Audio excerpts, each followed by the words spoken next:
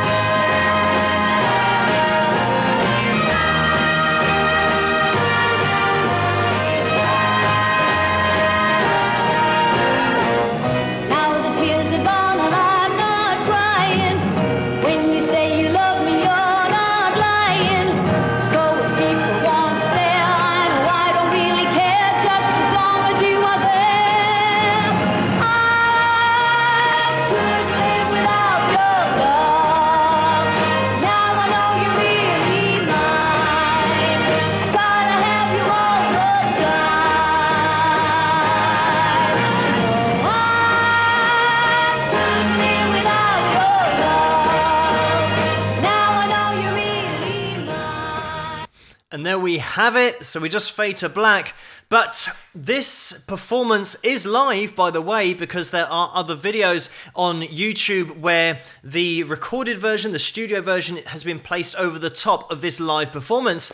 So we're hearing the live audio, and being someone that's been in production for quite a long time, you can instantly tell the difference between live and the studio version just because of the amount of air hitting the microphone on P's. And if I do it into the microphone, if I say pursuit, you can hear the air hitting the mic, so you can tell straight away when things are live, when things aren't live. So totally live here. I was going to interrupt the video, but then I thought I'd let it play all the way through because you can rewind it if you want to see the similarities between the two tracks in terms of the ones that I'm analysing, because we've got the same writer here as Downtown, Tony Hatch. He also co-wrote this with Jackie Trent, and having this arrangement, it is so similar to Downtown. We have the intro. When the vocal then kicks in, we have 4 distinct sections, and the pre-chorus, that third section, is a gradual build-up, like climbing up those steps that I mentioned before, and then when you reach the top of those steps, that is the chorus.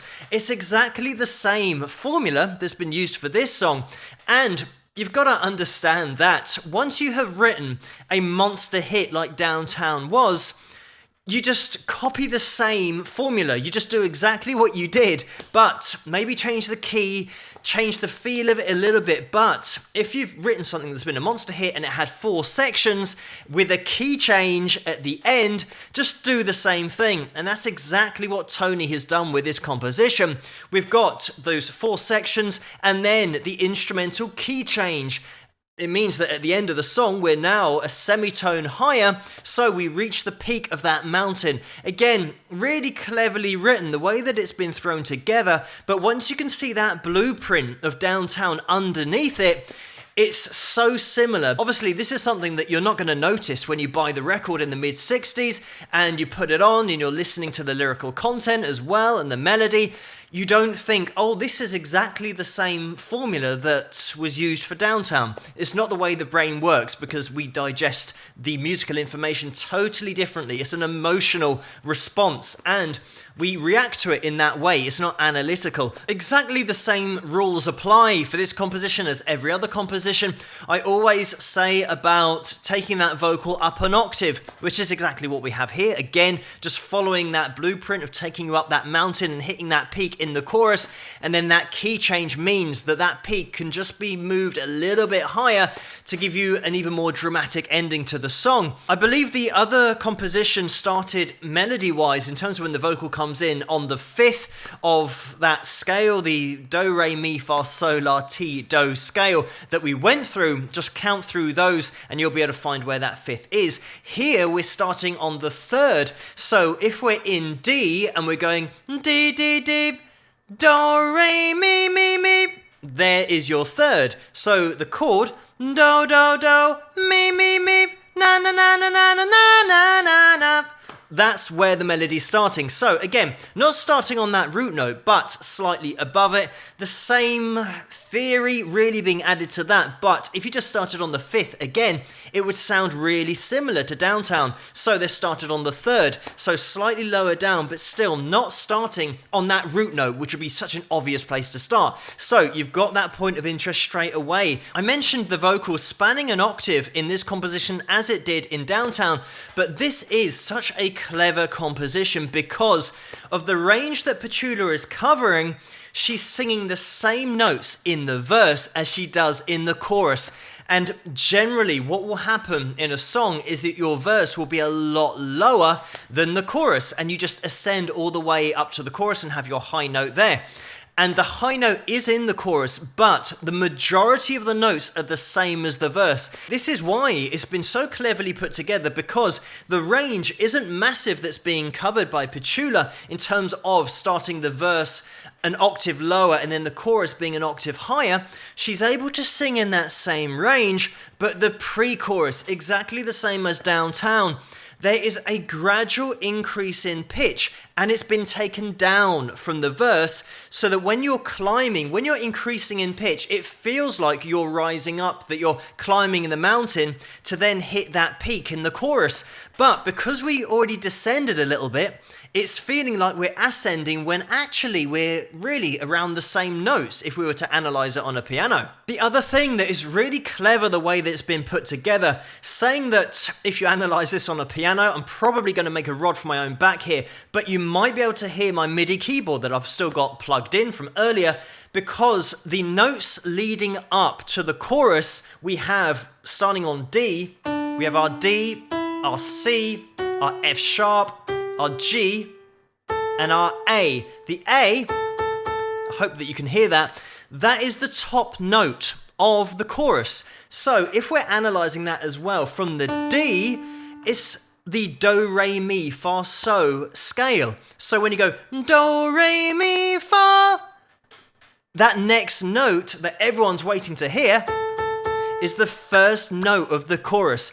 So it's been so well put together because that major scale, that do, re, mi, fa, so, is such a well-known scale that subconsciously everyone's waiting to hear that top, that part of the song, the peak of the chorus. Everyone subconsciously has that note stored in their head. Even if you don't know it and you're not musical at all, I assure you that scale is in your head because you've heard it so many times before. So it means that when it does get hit in that chorus, You get impact because it's what your brain wanted to happen. So a lot of people will be thinking, if the notes are the same in the verse as they are in the chorus, how do we get that emotional impact? How do you get that crescendo? And I've already mentioned that in the pre-chorus, we do go down a little bit. So then when we climb up higher, it's deceiving when we hit that top note in the chorus because we started from a lower point. But the essential element here are those backing harmonies.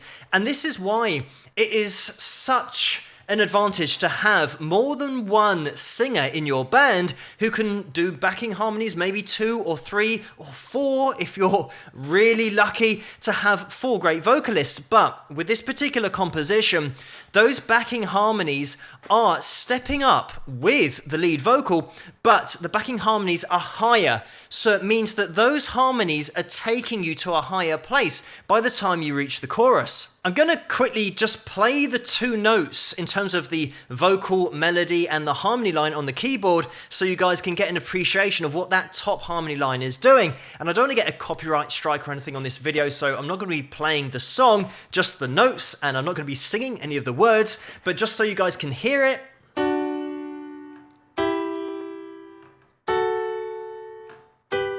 That's the lead up to the chorus. If you want the harmony and then the lead vocal, I'm gonna sing it so you get an idea. We're starting on the D for the main vocal line. So it goes na na na na na na na na na na na na na na na. And hopefully you could hear the piano whilst I was singing those notes. So those harmony vocals are ending up on a D5, which is right up there on your keyboard if you want to check it.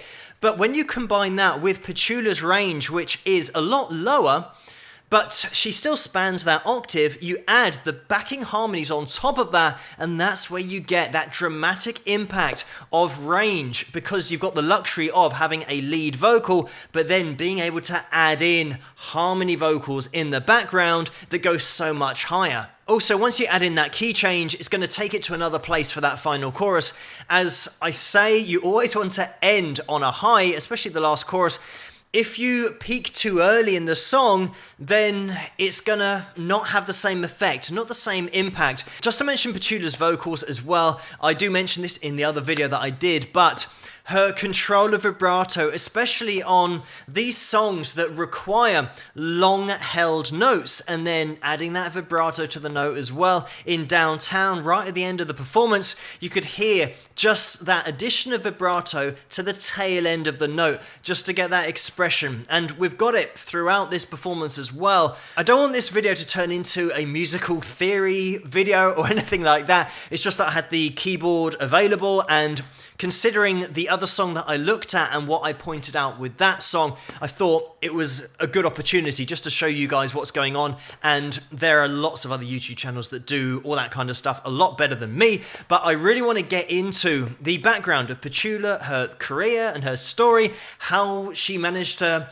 make headway in the industry. By the way, in this video, there is Sacha Distel that we cut to, and he does a little dance because this was back in France, one of the TV programs that she appeared on. She did a lot of work in Europe, and she spoke different languages, German, French, and Spanish. So she was one of those artists that had that ability to sing in different languages, therefore travel around Europe and perform on TV in the native language of that country. So it meant that she achieved a lot of record sales in countries around Europe, as well as the UK and the USA. Petula was one of those who got her break very early on, at only 10 years of age. In 1942, she was with her dad trying to send a message to her uncle, at least that was the plan, who was overseas at the time. This is during the war, and there was a BBC radio broadcast that was happening at the same time, and that had an audience, and Petula was in the audience with her dad, but there was a bomb raid at the time. So obviously everyone was very scared and frightened, and somebody said on stage if there was anybody that could entertain or lighten the mood because of the bomb raid that was happening, and Petula got up on stage and started to sing and entertain everybody, and that was at the age of 10. So from that, she then went on to record 500 entertainment shows for the BBC to entertain the troops during the war. So, after appearing in over 500 of these radio programs, Petula was very well known and toured the UK with another child star by the name of Julie Andrews, and that's something that I did mention in my other video about the similarities between their voices. Certainly at that age, 10, 11 and 12, they would have almost copied each other vocally because they're both singing and surrounding each other, even if it's a subconscious thing. She was spotted performing at the Royal Albert Hall by the director Maurice Elvey, and she was then in a lot of movies around this time. We're talking 1944, and by 1946 she had her own TV show on the BBC, and just to put it in perspective, this would have made her 14 years of age. In 1947, Joe Mr. Piano Henderson introduced Petula to Alan A. Freeman, who was a producer at the time, and she did a lot of recording for EMI and Decca, but was never signed as a recording artist. So her dad set up his own record label, and that was called Polygon Records. So it was a very early version of an independent record label, and that was all run by the earnings that Petula had made up to that point, and it was self-sustaining. They were very successful with Petula's music in the early 50s and mid-50s. She had a #1 in Australia in 1954 called The Little Shoemaker. Due to the success of Polygon Records, they sold it to Pi Records, and in 1957 Petula performed at the Paris Olympia, and the very next day Vogue Records got in touch and wanted her to sign a contract with them, which she did, but partly due to the fact that Claude Wolfe, her future husband, was all part of the setup there, so she just wanted to be where this guy was. In 1961, she released Sailor, which was her first #1 in the UK, but she was also having massive success in France, as well as performing in Spanish, Italian, and German. But by 1964, things had started to go a bit stale because she wasn't getting the songs that she wanted, and this is the point at which Tony Hatch returned from his trip to New York, and he was inspired in that trip to write a song, and it didn't have any lyrics to it yet, he just had the progression, but Petula heard this song, and she said, if you can write some lyrics to that, I want to release it as a single, and that was the song that then turned into Downtown, and we all know now that that was a massive hit. It is released in 4 languages, and Warner Brothers Records bought the rights to it to release it in the USA, and it went straight to #1. So after the success of Downtown, selling over 3 million copies, that was her first of 15 top 40 hits in the US charts.